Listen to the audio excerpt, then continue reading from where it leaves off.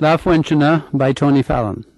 Come listen to my story, all your friends and peers, and I'll tell you of a Rahara lake that often disappears. It doesn't bother the locals. In fact, they think it's common that a lake should disappear in the county of Roscommon. The first time I saw an eel, I thought it was a snake, as I walked in shallow waters of the disappearing lake. If you want to know how to get there coming from Lough, turn left into O'Connor's Road, which is winding and narrow. The further you go on that road, the more it becomes remote, the kind of terrain more suited for a donkey or maybe a goat. In there you'll have the company of wild geese, duck and drake.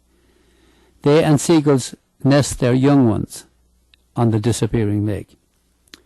It is surrounded on all sides by roads, plus wet and regular land. There is no kind of beaches because there is not a bit of sand.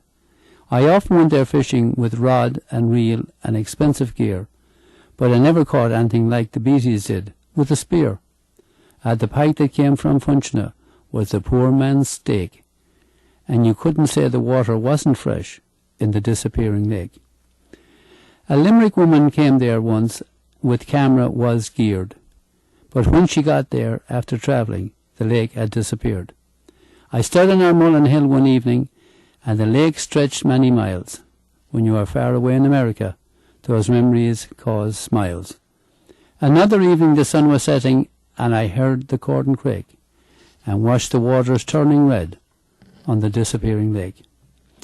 One time my son and I went home on a bit of a summer vacation. The lake was disappearing, and Armullen was our daily location.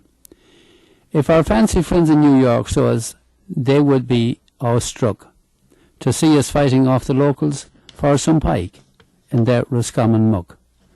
Many pictures of fish we caught, and the dry terrain we did take, for there was not a drop of water left in the disappearing lake. And now something has gone terribly wrong. Drought replaced by floods that threatens farmers' livestock, their oats and wheat and spuds. Is this the end result of all the recent winter's rain and storming, or another warning sign from nature about this global warming? Whoever thought that shore dwellers would have to lie awake, worrying about flooding by water from the disappearing lake?